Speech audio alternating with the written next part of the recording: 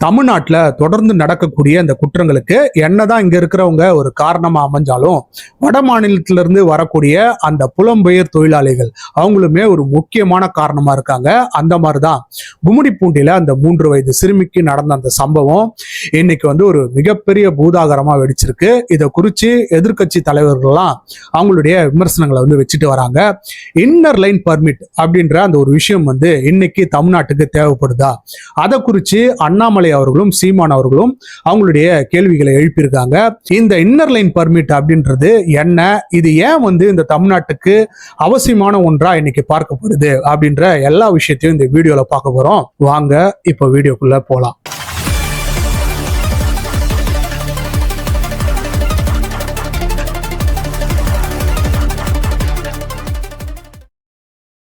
தமிழ்நாட்டில் பல்வேறு பிரச்சனைகள் இருந்தது, இப்பவும் இருக்குன்னு வைங்களேன். என்னதான் இந்த மாதிரி வேற வகையான பிரச்சனைகள் இருந்தாலும் இந்த பாலியல் குற்றங்கள் அப்படின்ற அந்த ஒரு விஷயம் மட்டும் எல்லா ஆட்சியிலுமே தொடர்ந்துகிட்டே வருது. சொல்ல போகணும்னா இன்க்ரீஸ் ஆகிட்டே வருது அப்படின்னு தான் சொல்லணும். கடந்த 2 நாட்கள்ல மட்டும் ஒரு 7-8 சம்பவம் பாலியல் தொடர்பான அந்த சம்பவம்லாம் சர்ஃபேஸ் ஆகிட்டு இருக்கு. உண்மையாலுமே இதற்கு சொல்யூஷன் தான் என்ன, இங்க சட்டங்கள் கடுமையாக்கிட்டே தான் போறாங்க. புது புது போர்சஸை இந்த பாலியல் குற்றங்களுக்கு எதிராக உருவாக்கிட்டு தான் போறாங்க. ஆனா இந்த குற்றங்கள்லாம் நின்னபாடே கிடையாது. தொடர்ந்து இந்த மாதிரி விஷயங்கள்லாம் நடந்துகிட்டே இருக்கு. அந்த மாதிரிதான் கும்மிடிப்பூண்டியில ஒரு 3 வயசு குழந்தை, ஒரு 3 வயசு குழந்தைகிட்ட அப்படி என்னத்தை தான் பார்ப்பானுங்கன்னு தெரியாது.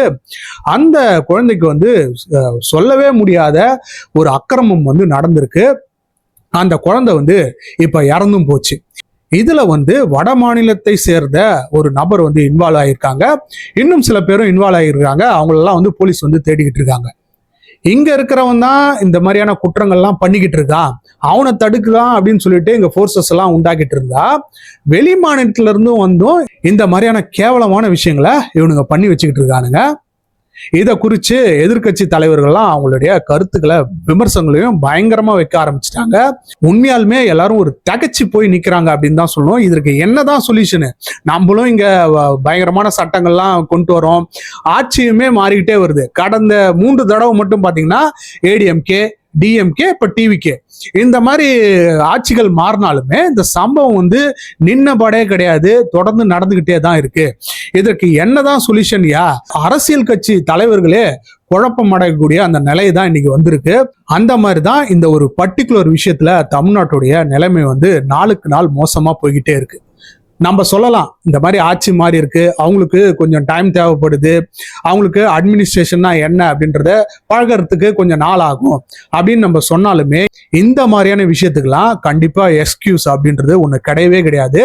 இங்க எந்த ஆட்சி நடந்தாலும் சரி, ஆட்சியே நடக்கலனாலும் சரி, இந்த மாதிரி விஷயங்கள்லாம் நடக்கவே கூடாது. அதற்கு உண்டான ஒரு கடுமையான சட்டத்தை இங்க ஏற்றணும் அப்படின்னு சொல்லிட்டு பயங்கரமான குரல்கள்லாம் போய்கிட்டு இருக்கு. இதற்காக சீமான் அவர்கள் பாத்தீங்கன்னா இந்த ஆட்சியின் மீது ஒரு கடுமையான விமர்சனத்தை வச்சிருக்காரு. அவரு பல்வேறு கேள்விகளை கேட்டு வச்சிருக்காருன்னு வைங்களேன். இருந்த போதிலும் அதுல ஒரு முக்கியமான ஒரு விஷயத்தை குறித்து பேசியிருக்காரு. அதை பத்தி தான் நம்ம பார்க்க போறோம். அது என்னன்னா இன்னர் லைன் பர்மிட் அப்படின்னு சொல்லக்கூடிய அந்த ஒரு விஷயம். அதாவது வட மாநிலத்திலிருந்து இங்க தமிழ்நாட்டுக்கு பல்வேறு வகையான விஷயங்களுக்கு வராங்க. சில பேர் மைக்ரண்ட் ஒர்க்கர்ஸா வராங்க, சில பேர் இங்க பிசினஸ் ஆப்பர்ச்சுனிட்டிக்காக வராங்க, சில பேர் கல்யாணம் பண்ணிட்டு வராங்க. அதெல்லாம் இன்னைக்கு சகஜமாயிடுச்சு. ஸோ அவங்கள ட்ராக் பண்ணக்கூடிய அந்த டேட்டாலாம் எங்க, அவங்க உண்மையாலுமே எந்த குற்ற பின்னணியிலாவது ஈடுபட்டிருக்காங்களா, அவங்க எந்த மாநிலத்திலிருந்து வராங்களோ அந்த மாநிலத்துல எந்த மாதிரியான தப்பு தண்டாகளை பண்ணிட்டு இங்க வந்திருக்காங்களா அப்படின்ற அந்த எந்த ஒரு டேட்டாவுமே கிடையாது. ஜஸ்ட் லைக் தட் வராங்க. நீங்க இந்த திருப்பூர், ஈரோடு அந்த பக்கம்லாம் போயிட்டு பாத்தீங்கன்னா தெரியும். அங்கெல்லாம் பாத்தீங்கன்னா லட்சக்கணக்கில் இருக்காங்க. ஏன் சென்னையிலே போயிட்டு நீங்க ஒரு 10 கடைக்கு போனீங்கன்னா அதுல அட்லீஸ்ட் ஒரு 4 வட மாநில இளைஞரையாச்சும் நீங்க பார்க்க முடியும். ஸோ அவங்கெல்லாம் எங்க இருந்து வராங்க, எந்த மாநிலத்துல பர்டிகுலரா இருந்து வராங்க, எதற்காக வராங்க, அவங்க எங்க தங்கி இருக்காங்க, அதற்குண்டான ஒரு சாலிடான டேட்டா இருக்கா அப்படின்னு கேட்டீங்கன்னா கண்டிப்பா கிடையாது. அவங்களே கூப்பிட்டு நீங்க பேசுனீங்கன்னா வைங்களேன், அவங்க கிட்ட ஒரு ஆதார் கார்டு கூட இருக்குமா அப்படின்னே தெரியாது. அந்த மாதிரி ஒரு நிலைமையில தான் இன்னைக்கு தமிழ்நாடு இருக்கு. இதை குறிச்சுதான் சீமான் அவர்கள் போன ஆட்சியிலே கேள்வி எழுப்பியிருந்தாரு. இந்த மாதிரி 1.5 கோடிக்கு மேல வட மாநில இளைஞர்கள் இங்க இருக்காங்க, நான் ஆட்சிக்கு வந்தேன்னா யாரையுமே விட மாட்டேன், அங்க ஒரு இன்னர் லைன் பர்மிட் அப்படின்ற அந்த ஒரு விஷயத்த கண்டிப்பா சொல்லுவேன் அப்படின்னு சொல்லிட்டு இருந்தாரு. அப்ப டிஎம்கே சார்ந்த நபர்கள்லாம் என்ன சொல்லியிருந்தாங்கன்னா, இந்த மாதிரி வட மாநில இளைஞர்கள் தான் இந்த மாதிரியான கட்டிட வேலைகள்லாம் இன்னைக்கு வந்து செய்ய தயாரா இருக்காங்க. அவங்க தான் குறைவான சம்பளத்துக்கு வேலை செய்யறதுக்கு தயாரா இருக்காங்க. தமிழ்நாட்டில் உண்மையாலுமே எஜுகேஷன் வந்து வேற லெவலுக்கு போயிடுச்சு. அவங்களுக்கு உண்டான வேலையை செய்யறதுக்கு இன்னைக்கு எல்லாருமே போயிட்டாங்க. அதனால அந்த ஷார்டேஜ் ஆஃப் ஒர்க்கர் அப்படின்றது இங்க வந்து இருக்கு. அவங்க போயிட்டாங்கன்னா இந்த கட்டட வேலைகள்லாம் யார் செய்யறது? இது தமிழ்நாட்டு டெவலப்மெண்ட்டுக்கே ஒரு கேள்விக்குறியான விஷயமா ஆயிடும். ஏன்னா இங்க தொடர்ந்து இந்த மெட்ரோ பணிகள்லாம் ஈடுபட்டு இருக்கு. பெரிய பெரிய பில்டிங்ஸ்லாம் இன்னைக்கு வந்து கட்டிட்டு வராங்க. ஸோ அந்த மாதிரியான ஒரு விளக்கத்தை வந்து சொல்லிக்கிட்டு இருந்தாங்க. இதுல நம்ம பார்க்க வேண்டியது என்னன்னா, சீமான் சொன்னதும் சரி, அவங்க சொன்னதும் சரி, ரெண்டுமே வந்து உண்மைதான். இங்க இன்னர் லைன் பர்மிட் அப்படின்ற அந்த ஒரு விஷயமும் தேவை. அதே மாதிரி மைக்ரண்ட் ஒர்க்கர்ஸ் அவங்களுடைய பங்களிப்பும் இங்க தேவை. இது ரெண்டுமே சரிசமமா தேவை. ஏன்னா ஒரு ஹோட்டல்ல போயிட்டு நம்ம தங்கினாலே பயங்கரமா ஆதார் கார்டு கொடுங்க, ஓட்டர் ஐடி கொடுங்க அப்படின்னு அவங்க பேக்கெல்லாம் வாங்கி செக் பண்றாங்க. ஆனா ஏதோ ஒரு மாநிலத்திலிருந்து வரவங்களுக்கு அவங்க எதுக்காக வராங்க, என்ன வேலைக்காக வராங்க, அவங்களுக்கு உண்மையாலுமே சம்பளம் கொடுக்கப்படுதா, இல்ல வந்து எக்ஸ்ப்ளாய்ட் செய்யப்படுறாங்களா அப்படின்ற அந்த விஷயங்களை பார்க்கறதுக்கும் இந்த ஆவணப்பதிவு அப்படின்றது தேவைப்படுது. இது ஜஸ்ட் வந்து அந்த குற்றத்தை தடுக்கிறதுக்கு அப்படின்ற அந்த விஷயம் மட்டும் கிடையாது. அவங்களுமே இப்ப ரீசெண்டா நீங்க இந்த நியூஸ்ல எல்லாம் கேள்விப்பட்டிருப்பீங்க. அதாவது கொத்தடிமைகளா இருந்தாங்க ஒரு ஃபேமிலி, அவங்கள வந்து அரசாங்கம் வந்து மீட்டது அப்படின்ட்டு தமிழ்நாட்டில் தான் அந்த விஷயம் நடந்தது. அந்த விஷயத்த பார்த்துருப்பீங்க. ஸோ இந்த மாதிரி அவங்கள மைக்ரண்ட் ஒர்க்கர்ஸா இங்க கொண்டு வந்து ரொம்ப ரொம்ப மட்டமான சம்பளத்தை கொடுத்து ஜஸ்ட் ஒரு கொட்டா போட்டு அதுல வந்து அவங்கள தங்க வைக்கிறது, அவங்களுக்கு சாப்பாடு ஒழுங்கா கொடுக்கறது கிடையாது, அவங்க சொல்லப்பட்ட அந்த சம்பளத்தை ஒழுங்கா கொடுக்கறது கிடையாது, எது கொடுத்தாலும் வாங்கக்கூடிய அந்த நிலைமையில இருக்கிறவங்கள கூட்டிட்டு வந்து இங்க எக்ஸ்ப்ளாய்ட் பண்றது, அந்த மாதிரியான விஷயங்களும் போய்கிட்டு இருக்கு. குற்றங்களும் ஒரு பக்கம் இன்க்ரீஸ் ஆகிட்டே இருக்கு. இந்த மாதிரியான ரேடிக்கல்ஸ்லாம் அந்த மாநிலத்துல ஏதாவது குற்றம் பண்ணிட்டு வந்திருப்பான், அவனை வந்து அங்க போலீஸ் வந்து பயங்கரமா தேடிக்கிட்டு இருப்பாங்க. ஆனா அவங்க இருந்து இங்க தப்பிச்சு வந்து இங்க வந்து பாத்தீங்கன்னா வேலை செஞ்சுட்டு வந்திருப்பான். சோ இதற்காக தான் அந்த போலீஸ் ஸ்டேஷன்ல இவன் எங்க தங்கியிருக்கானோ, எந்த மாநிலத்துல இருந்து வந்திருக்கானோ, அங்க வந்து பாத்தீங்கன்னா ஒரு போலீஸ் ஸ்டேஷன் இருக்கும். அவங்க வந்து ஒரு கிளியரன்ஸ் சர்டிபிகேட் வந்து கொடுக்கணும். இவன் மீது எந்த ஒரு குற்ற பின்னணியும் கிடையாது, எந்த ஒரு வழக்கிலையும் இவன் வந்து ஈடுபடல, இவனை நீங்க வந்து வேலைக்கு எடுத்துக்கலாம் அப்படின்னு சொல்லக்கூடிய அந்த சர்டிபிகேட்டை கொடுத்தாங்கன்னா இங்க வந்து இந்த போலீஸ் ஃபோர்ஸுக்கும் சரி கவர்மெண்ட்டுக்கும் ரொம்ப ரொம்ப யூஸ்ஃபுல்லா இருக்கும்.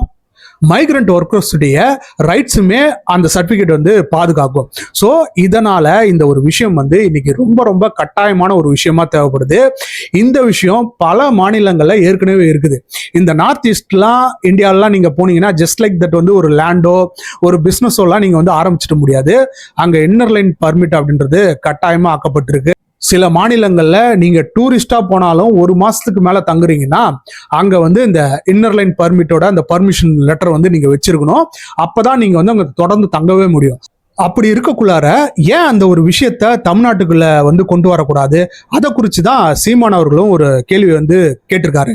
இந்த மாதிரி போன ஆட்சி கும்மிடிப்பூண்டியில நடந்த அந்த ஒரு விஷயத்தை குறித்து நான் அப்பவே வந்து பேசியிருந்தேன். அதனை நான் கடுமையாக கண்டித்ததோடு பெண் குழந்தைகள் பாதுகாப்பில் அரசு அதீத கவனம் செலுத்த வேண்டும் என்றும், தமிழ்நாட்டிற்கு புலம்பெயர்ந்துள்ள வடமாநில தொழிலாளர்களின் வருகை மற்றும் இருப்பு குறித்து முறையான ஆவணப்பதிவு அவசியம் என்றும், அவர்களின் கட்டுப்பாடற்ற நடமாட்டம் குறித்து தொடர்ந்து கண்காணிப்பு இன்றியமையாதது என்றும் நான் வலியுறுத்தி இருந்தேன் அப்படின்னு சொல்லியிருக்காரு. இதுல அவர் என்ன சொல்லியிருக்காருன்னா, போன ஆட்சியிலே நான் வந்து சொன்னேன், அவங்க இந்த மாதிரி எங்க வேணா போறாங்க, தமிழ்நாட்டில் ஒரு ஃப்ரீ பாஸ் வாங்கின மாதிரி ஒரு மாதம் பார்த்தா அங்கே வேலை செய்கிறான், இன்னொரு மாதம் பார்த்தீங்கன்னா எங்கேயோ போயிட்டு வேலை செய்கிறான், அந்த டிஸ்ட்ரிக்டில் அவன் ஏதாவது கிரைம் சம்பவத்தில் ஈடுபட்டிருக்கானா அப்படின்னு தெரியாது, அந்த மாதிரி தொடர்ந்து மாறிக்கிட்டே இருக்கான், கட்டுப்பாடற்ற நடமாட்டம் வந்து இருக்குது அப்படின்றத சொல்லியிருக்காரு. இது கண்டிப்பாக வந்து உண்மைதான். இந்த விஷயத்தை குறித்து நம்ம கண்டிப்பாக ஒரு மிகப்பெரிய கான்சென்ட்ரேஷனை இது பக்கம் திருப்பியே ஆகணும். இங்க இந்த மாதிரி பிளைண்டா இந்த மைக்ரண்ட் ஒர்க்ஸ்க்கெல்லாம் சப்போர்ட் பண்ணக்கூடிய ஆட்கள் யாருன்னு பாத்தீங்கன்னா இந்த சூடோ நேஷனலிசம் பேசக்கூடிய ஆட்கள் தான். நம்ம எல்லாருமே வந்து இந்தியன் தான், நம்ம எல்லார் உடம்புலயும் ஒரே ரத்தம் தான் ஓடுது, நம்ம ஒரு இந்தியனா ஒன்றுபடணும் அப்படின்னு சொல்லக்கூடிய இவங்கெல்லாம் இவங்க வீட்டுல இந்த மாதிரியான விஷயங்கள்லாம் நடந்தா ஒத்துப்பாங்களா? இவங்க சொந்தக்காரங்களுக்கு இந்த மாதிரியான விஷயங்கள்லாம் நடந்துச்சுன்னா இந்த மாதிரி எல்லாம் பேசுவாங்களா? அந்த மாதிரிதான் அண்ணாமலை அவர்கள் வந்து ஒரு விஷயத்த சொல்லியிருக்காரு. அது கீழே போயிட்டு கதறி வச்சிருக்காங்க. என்ன நீங்க வந்து மறுபடியும் வடக்கு தெற்குன்னு சொல்லிட்டு பேசிக்கிட்டு இருக்கீங்க, நீங்க இந்த திராவிடியன் பாலிடிக்ஸ் எடுக்கக்கூடிய அந்த வேலையை நீங்க வந்து கையில் எடுத்திருக்கீங்களே, இவ்வளோ நாள் வந்து நேஷனலிசம் பத்தி தானே நீங்க பேசிக்கிட்டு இருந்தீங்க, என்ன நீங்க திடீர்னு உங்க ட்விட்ல வந்து வட மாநிலத்தவர், வட மாநிலத்தை சார்ந்த அப்படின்னு அப்படின்ற அந்த விஷயங்கள்லாம் போட்டுக்கிட்டு இருக்கீங்களே அப்படின்னு சொல்லிட்டு கேட்டிருக்காங்க.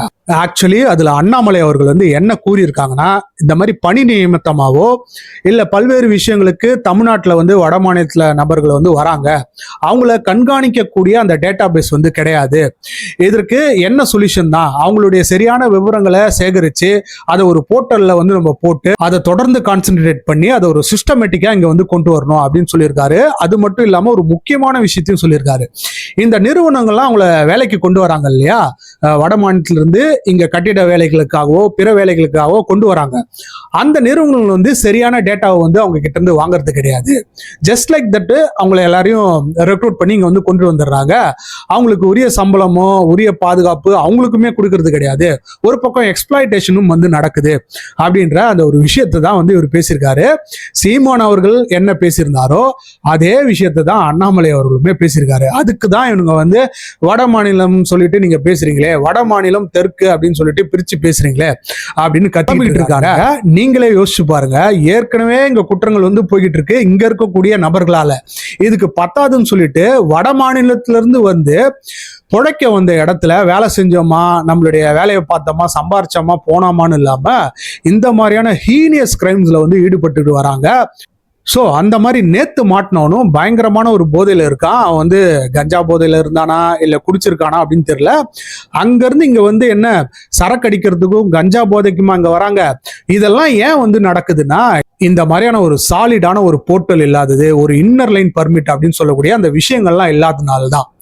ஸோ இப்படிப்பட்ட ஒரு முக்கியமான விஷயத்த இங்க கட்சி பேதமின்றி எல்லாரும் கூடி உக்காந்து பேசி இதற்கு ஒரு சாலிடான சொல்யூஷன் வந்து கொண்டு வந்தாங்கன்னா உண்மையாலுமே அதை விட ஒரு மகிழ்ச்சியான விஷயம் இருக்கவே முடியாது. ஏன்னா இந்த பாலியல் குற்றங்கள் வந்து தொடர்ந்து இன்க்ரீஸ் ஆகிட்டே இருக்கு. சொல்லவே முடியல, அதை பத்தி பேசவே முடியல, அந்த அளவுக்கு மோசமா போய்கிட்டு இருக்கு. இதற்குண்டான கடுமையான நடவடிக்கையை டிவிகே அரசாங்கம் வந்து எடுக்கலன்னா அவங்க மீது ஒரு மிகப்பெரிய நெகட்டிவ் இம்பாக்ட் வந்து வரும். இதற்காக தான் இவங்களை வந்து இன்னைக்கு தேர்ந்தெடுத்தோமா அப்படின்ட்டு ஏற்கனவே எல்லாருமே கேட்க ஆரம்பிச்சிட்டாங்க. அந்த மாதிரி தான் போய்கிட்டு இருக்கு. கண்டிப்பா இதற்குண்டான சொல்யூஷனை டிவிகே அரசாங்கம் எடுப்பாங்க அப்படின்றத நம்புவோம். அவ்வளவுதான் ஃப்ரெண்ட்ஸ், இந்த வீடியோ மறக்காம நம்மளுடைய சேனலை வந்து சப்ஸ்கிரைப் பண்ணிக்கோங்க. இன்னொரு வீடியோல உங்களை சந்திக்கிறேன். ஒன்ஸ் அகைன் தேங்க்ஸ் ஃபார் வாட்சிங் OG Politics.